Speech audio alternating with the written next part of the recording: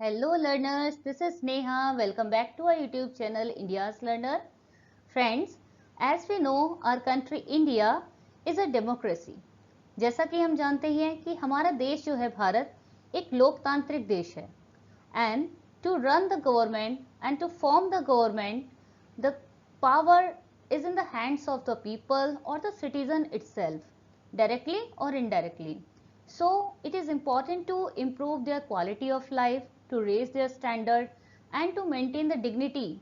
So for this purpose in Indian Constitution we have the 6 basic human rights as a name of fundamental rights. As the topic belong to us, so we must know what are the fundamental rights and about this more. So it is important for exam. So yes, we are going to do the summarized study in a very easy explanation. So keep watching the video completely. So let's continue the video and know about our 6 basic fundamental rights. Yes, our fundamental rights, as we talked about, these are 6 in the original Constitution of India. The first is right to equality, समानता का अधिकार. Next is right to freedom, स्वतंत्रता का अधिकार. Right against exploitation, शोषण के विरुद्ध अधिकार. Right to freedom of religion, धर्म की स्वतंत्रता का अधिकार. Cultural and educational rights, सांस्कृतिक और शैक्षिक अधिकार. And right to constitutional remedies, संवैधानिक उपचार का अधिकार. सो these 6 basic human rights are given to improve the quality of the life of the citizen and to develop their personality in many ways. So let's talk about each of them in detail and know learn about that. First we should know what are fundamental rights. पहले हम बात करेंगे कि जो मौलिक अधिकार हैं fundamental rights वे क्या हैं और भारतीय संविधान में इन्हें कहां पर उल्लेखित किया गया है. तो देखेंगे. Yes, the fundamental rights are also called the conscience of Indian Constitution. Very important to know. Exam में ये पूछा जा सकता है. Which part of the Indian Constitution is called the conscience of Indian Constitution? भारतीय संविधान की आत्मा, अंतरात्मा. किसे कहते हैं? मौलिक अधिकार को कहते हैं. और इसे आप मैग्ना कार्टा भी कह सकते हैं.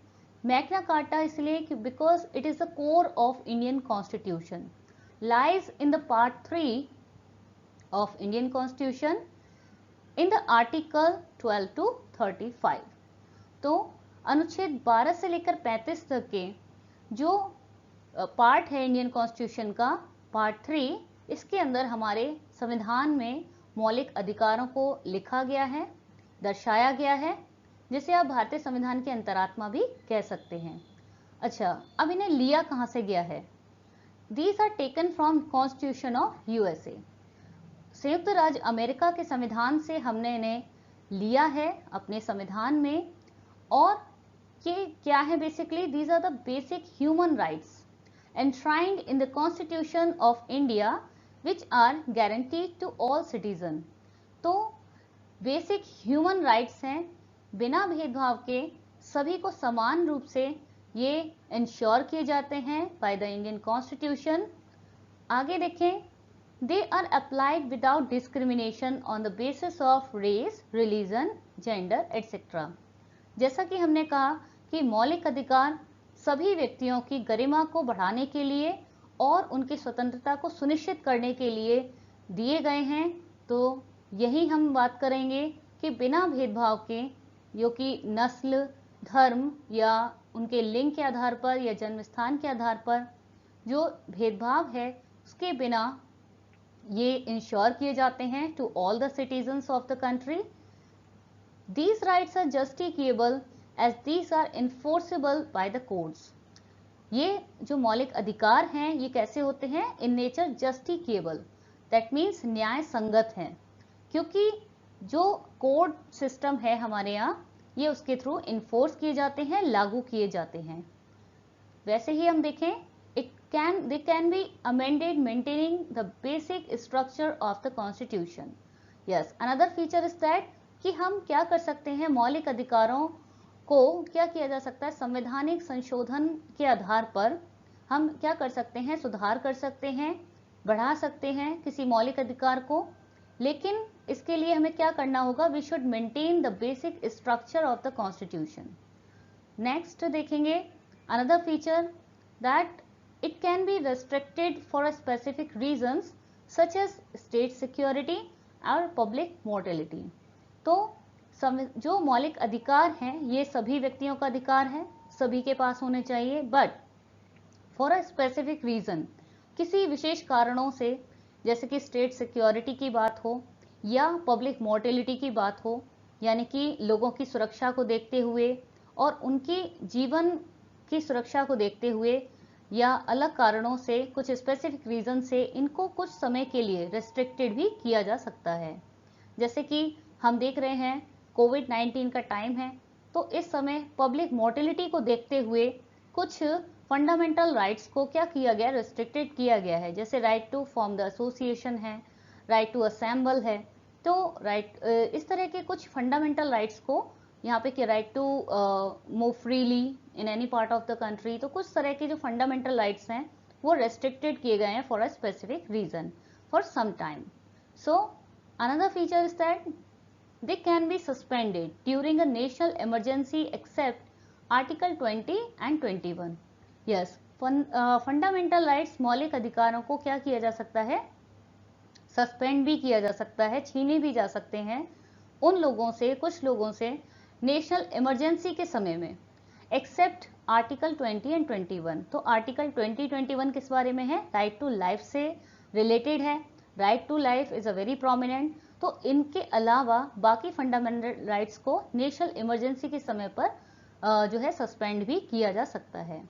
फंडामेंटल राइट्स के बाद अब हम बात करेंगे अपनी बेसिक फंडामेंटल राइट्स के बारे में, जिनमें से सबसे पहला हमारा आता है राइट टू इक्वालिटी, समानता का अधिकार।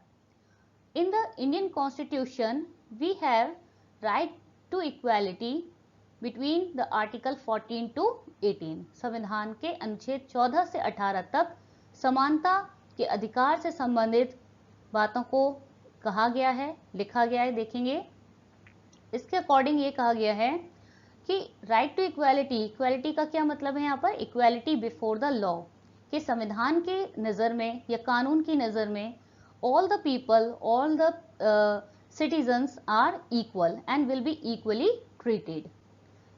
For this, it guarantees equal rights and opportunities to all। तो इसके लिए क्या करता है संविधान, सभी को समान अधिकार देता है और समान अवसर प्रदान करता है, चाहे वे शैक्षिक हो या फिर रोजगार से संबंधित हो, हर तरह के समान अधिकार देता है।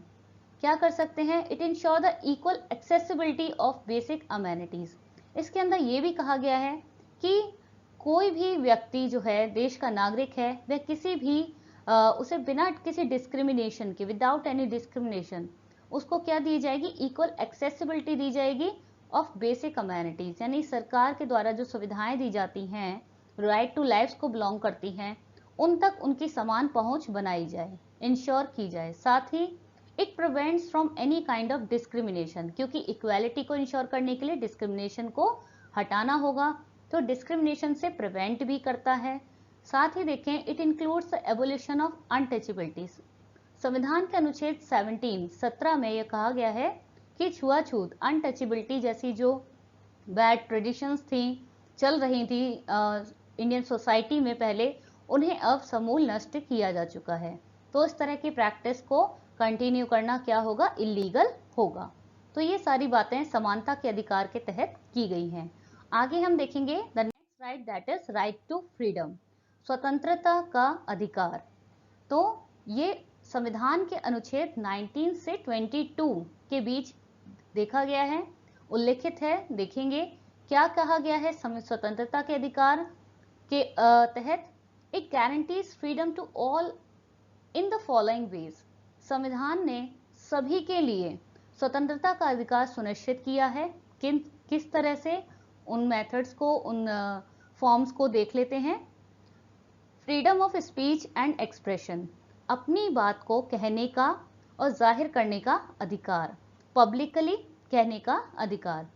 Freedom to assemble peacefully without arms, क्या कर सकते हैं हम लोग बिना हथियारों के क्या कर सकते हैं, पीसफुली, शांतिपूर्वक कहीं पर असेंबल हो सकते हैं, अपनी बात को कह सकते हैं, या हम एसोसिएशन भी बना सकते हैं। Freedom to form association and union, किसी विशेष मुद्दे को लेकर और जिससे कि सामाजिक सुरक्षा या सामाजिक सौहार्द को बढ़ाया जा सके, ऐसे किसी विषय से रिलेटेड एसोसिएशन और यूनियन को भी फॉर्म कर सकते हैं।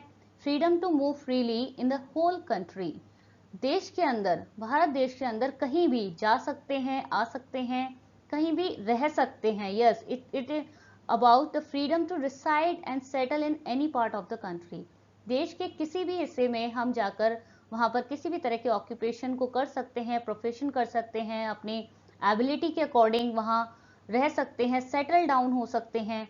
तो ये सारी स्वतंत्रता हमें दी जाती है। Freedom to practise any profession, yes, हम अपनी एबिलिटी के अकॉर्डिंग या जो है हम किसी भी प्रोफेशन को चुन सकते हैं, अपने लिए किसी ऑक्यूपेशन से जुड़ सकते हैं। तो ये सारी स्वतंत्रता हमें दी जाती है संविधान के द्वारा, अनुच्छेद 19 से 22 के बीच। आगे हम देखेंगे, इसी में हमने आर्टिकल 21 की बात की थी अभी। तो आर्टिकल 21 क्या है, राइट टू लाइफ से रिलेटेड है। तो ये भी बहुत इंपॉर्टेंट है, इसको हम सेपरेटली नेक्स्ट वीडियो में डिस्कस करेंगे। आगे हम बढ़ते हैं नेक्स्ट फंडामेंटल राइट की तरफ, that is right against exploitation, शोषण के खिलाफ अधिकार। भारतीय संविधान के अनुच्छेद 23 और 24 के बीच ये उल्लिखित है। बात करेंगे इसके तहत क्या कहा गया है। It prohibits exploitation of any person in any form, किसी भी व्यक्ति के साथ देश के अंदर किसी भी स्वरूप में, किसी भी रूप में भेदभाव नहीं किया जा सकता, शोषण नहीं किया जा सकता, और शोषण करना, एक्सप्लॉइट करना क्या है, कानूनी जुर्म है, ये कहा गया है संविधान के द्वारा। साथ ही ये क्या करता है, इस अधिकार से लोगों को मदद मिलती है किन चीजों को रोकने में, to stop the human trafficking. Human trafficking क्या है, एक इलीगल सेलिंग और बाइंग है ह्यूमंस का, ह्यूमन रिसोर्सेज का। जो इसमें क्या है, मानव तस्करी इसे कहते हैं। इस जैसे बैड जो प्रोसेसेस हैं उनको स्टॉप करने के लिए ये राइट जो है काफी फ्रूटफुल है।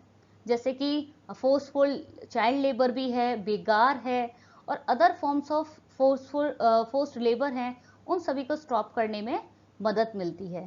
साथ ही हम देखेंगे, no child below the age of 14 years shall be employed work in any factory और माइन और इन अदर रिस्की जॉब। ये भी कहा गया है साथ ही शोषण के खिलाफ अधिकार के तहत कि जो बाल सुरक्षा अधिकार नियम है ये भी बनाया जा चुका है। ये कहा गया है कि किसी भी तरह के जो हमारे माइनर हैं, बच्चे हैं, जो स्पेशली 14 ईयर से कम आयु के बच्चे हैं, उन लोगों को किसी भी ऐसे रिस्की जॉब्स में इन्वॉल्व नहीं किया जाए जिससे कि उनकी लाइफ को चैलेंज किया जाए। तो इस तरह से जो है ये प्रोटेक्ट करता है, ये राइट जो है प्रोटेक्ट करता है ह्यूमन को किसी भी तरह के एक्सप्लॉयटेशन से। और स्पेशली चाइल्ड जो माइनर है उनके लिए एक स्पेशल यहाँ पर एक लॉ बनाया गया है, उनके लिए एक स्पेशल राइट बनाया गया है। तो काफी इंपॉर्टेंट है। और नेक्स्ट देखेंगे हम, that is right to freedom of religion, धार्मिक स्वतंत्रता का अधिकार। आर्टिकल 25 टू 28 संविधान के अनुच्छेद 25 से 28 के बीच में धार्मिक स्वतंत्रता के अधिकार के तहत क्या कहा गया है देखेंगे। Yes, it defines secularism in India, secularism को इंश्योर करता है, डिफाइन करता है इंडिया के लिए, बताता है कि इंडिया क्या है, एक सेक्युलर स्टेट है। इससे प्रीवियस वीडियो में हमने सेक्युलरिज्म के बारे में बात की थी कि सेक्युलर जो एक प्रिंसिपल है, बेसिक प्रिंसिपल है, वह क्या है। सेक्युलर यहाँ बात करेंगे, सेक्युलरिज्म का मतलब है कि जो इंडिया है, भारत के अंदर किसी भी पर्टिकुलर रिलीजन को, विशेष धर्म को राज धर्म घोषित नहीं किया गया है। Does not officially promote any particular religion और declare as the official religion, नहीं कहता है। साथ ही कोई डिस्क्रिमिनेशन भी नहीं करता है किसी भी रिलीजन के साथ। सभी को इक्वल रिस्पेक्ट दी जाती है, टू ऑल रिलीजन, सभी धर्मों को। It guarantees to every person freedom of conscience and the right to profess, practise and propagate any religion. यह भी अधिकार देता है, धार्मिक स्वतंत्रता का अधिकार प्रत्येक व्यक्तियों को कि क्या कर सकते हैं, वो अपने द्वारा चुने हुए किसी भी धर्म का प्रचार प्रसार कर सकते हैं, मान सकते हैं और उससे जुड़े हुए रिचुअल या ट्रेडिशंस को फॉलो कर सकते हैं। ठीक है, आगे हम देखें, every person has a right to establish. इसके तहत ये भी अधिकार दिया गया है कि प्रत्येक व्यक्ति को राइट है, अधिकार है to establish and maintain religious and charitable institution. अपने धर्म से जुड़े हुए धार्मिक और चैरिटेबल इंस्टीट्यूशन बनाने का, मेंटेन करने का पूरा अधिकार है। उससे जुड़े हुए आयोजन या समारोह करने का भी स्वतंत्रता पूर्वक अधिकार दिया गया है। नेक्स्ट देखेंगे, very important, cultural and educational rights, सांस्कृतिक और शैक्षिक अधिकार। भारतीय संविधान के अनुच्छेद 29 और 30 के तहत क्या कहा गया है, इस अधिकार से जुड़ी हुई कौन सी इंपॉर्टेंट बात कही गई है, देखेंगे। It protects the rights of religious, cultural and linguistic minorities. Specially ये जो अधिकार है वो क्या करता है, माइनॉरिटीज से जुड़ा हुआ है। माइनॉरिटीज कौन होते हैं, माइनॉरिटीज होते हैं ऐसे लोग जो धर्म के बेसिस पर या अपने जो है लिंग्विस्टिक यानी लैंग्वेज के बेसिस पर जो है संख्या में कम है। ऐसे लोगों को स्पेशल राइट्स दिए जाते हैं to protect their religious, cultural and linguistic environment और द हेरिटेज। तो इस तरह से जो है गारंटीज करता है यह अधिकार equal educational and employment opportunities to the minorities. किस तरह के माइनॉरिटीज, ऐसे लोग जो संख्या में कम है, किसी पर्टिकुलर धर्म से जुड़े हुए लोग जो संख्या में कम है हमारे देश में या किसी पर्टिकुलर स्टेट में, या कल्चरल बेसिस पर या भाषा के आधार पर जो लोग संख्या में कम हैं, जैसे ट्राइबल्स होते हैं कई सारे, तो उन लोगों को इक्वल एजुकेशनल और एम्प्लॉयमेंट अपॉर्चुनिटीज इंश्योर करना, गारंटीज करना, ये भी इस अधिकार में कहा गया है। साथ ही it provides the minorities the right to establish and manage educational institution of their choice. क्या कर सकते हैं, अपनी जो है हेरिटेज को, लिंग्विस्टिक या कल्चरल रिलीजियस हेरिटेज को बनाए रखने के लिए, इम्प्रूव करने के लिए और उनको एक्सटेंट होने से बचाने के लिए क्या कर सकते हैं, माइनॉरिटीज को ये अधिकार भी दिया गया है कि वो स्टैब्लिश कर सकते हैं, मैनेज कर सकते हैं अपने एजुकेशनल इंस्टीट्यूशन को, अपने द्वारा बनाए हुए, अपनी चॉइस के, अपने जो इम्पोर्टेंट या स्पेसिफिक लैंग्वेज से जुड़े हुए हैं और रिलीजन से जुड़े हुए हैं, उन्हें मेंटेन कर सकते हैं और स्टैब्लिश कर सकते हैं। ये कहा गया है सांस्कृतिक और शैक्षिक अधिकार के अंदर। और इसमें जो है राइट टू एजुकेशन भी आपने सुना होगा, ये भी एक बेसिक राइट है, बेसिक ह्यूमन राइट है, राइट टू एजुकेशन। और इसके बारे में हम जो है सेपरेटली एक अलग वीडियो बना देंगे, तब आप इसके बारे में पढ़ लेंगे। वो भी इसी से जुड़ा हुआ है, फंडामेंटल राइट से ही जुड़ा हुआ है, राइट टू एजुकेशन। नेक्स्ट देखेंगे the basic fundamental rights, the last one and very important, right to constitutional remedies, संवैधानिक उपचार का अधिकार। क्या कहा गया है इसके तहत, तो इसमें बात की गई है, अच्छा पहले जानेंगे भारतीय संविधान के किस अनुच्छेद के अंदर ये उल्लिखित है। अनुच्छेद 32 आर्टिकल 32 में संवैधानिक उपचार का अधिकार के तहत कहा गया है कि कोई भी जो व्यक्ति है, हमारे देश के नागरिक हैं, वह क्या कर सकते हैं, अगर उन्हें ऐसा लगता है in the case of violation of fundamental rights कि उनके मौलिक अधिकारों का क्या हुआ है, हनन हुआ है, उनसे छीने गए हैं, तो अपने मौलिक अधिकारों की सुरक्षा के लिए वह लोग क्या कर सकते हैं, सुप्रीम कोर्ट या हाई कोर्ट जा सकते हैं और अपने फंडामेंटल राइट्स के लिए आवाज प्राप्त करने के लिए आवाज उठा सकते हैं। The constitution also empowers the high court to issue writs और orders for enforcement of these rights. क्या कर सकते हैं, कोर्ट्स को पूरी तरह से क्योंकि जो फंडामेंटल राइट्स हैं वो क्या होते हैं, जस्टिकेबल होते हैं, न्याय संगत होते हैं और ये कोर्ट्स के द्वारा इन्फोर्स किए जाते हैं। इसीलिए किसी भी व्यक्ति को अगर ऐसा लगता है कि बाय एनी पर्सन और एनी इंडिविजुअल या एनी ग्रुप ऑफ इंडिविजुअल्स या किसी कंपनी या फिर किसी गवर्नमेंटल बॉडी के थ्रू उसके फंडामेंटल राइट्स को छीना गया है, तो वह कानूनी तौर पे क्या कर सकते हैं, कानून की न्यायालय की शरण में जा सकते हैं और अपने मौलिक अधिकारों को वापस प्राप्त कर सकते हैं। इसके लिए संविधान ने हाई कोर्ट को या सुप्रीम कोर्ट को स्पेशल राइट्स भी दे रखे हैं ताकि वो इश्यू कर सकें रिट्स को in according to the matter. तो क्या कर सकते, आज के टॉपिक में हमने डिस्कस किए the fundamental rights which is a very important topic for the exam purpose and for this is enough for the today. So yes, thanks for watching the video. Like and comment and to subscribe also the channel for more such videos. Thank you once again.